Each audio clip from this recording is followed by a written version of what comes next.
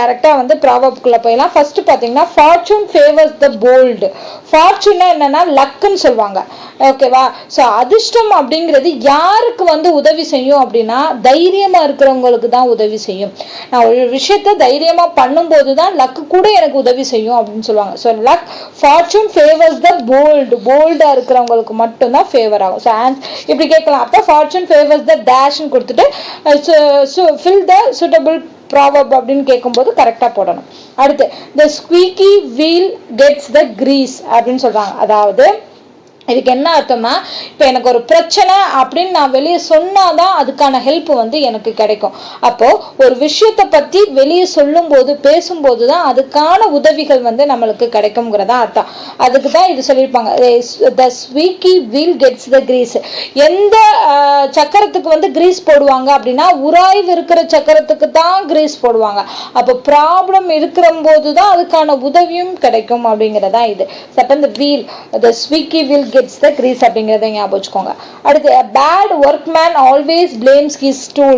தமிழ்ல ஒரு ப்ராவர்ப் இருக்கும், ஆட தெரியாதவள் தெருக்கோணம் என்று சொன்னாள். அதாவது அவளுக்கு ஆடவே தெரியாது, ஆனா அவன் எதை வந்து குறைய சொல்றான்னா தெரு வந்து கோணலா இருக்கு, அதனாலதான் நான் கோணலா ஆடுறேன் அப்படின்னு சொல்லுவானா.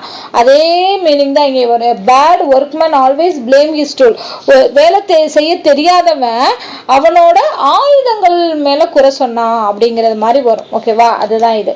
அடுத்து beggars cannot be choosers.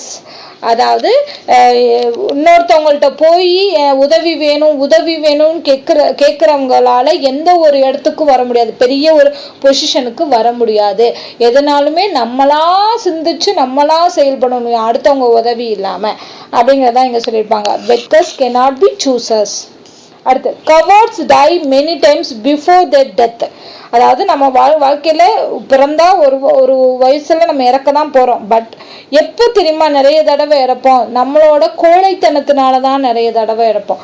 So cowards die many times before their death. So ஒரு விஷயத்த தைரியமா பயமில்லாம நம்ம செஞ்சோம் அப்படின்னா நமக்கு இறப்புங்கிறது ஒரு முறைதான். அதே இது பயந்து நம்ம விஷயங்களை செய்யாம இருந்தோம்னா டெய்லி நிறைய தடவை நம்ம அதனால இறக்க வேண்டியது வரும் அப்படின்னு சொல்லியிருப்பாங்க. So cowards die many times before their deathங்கிறது.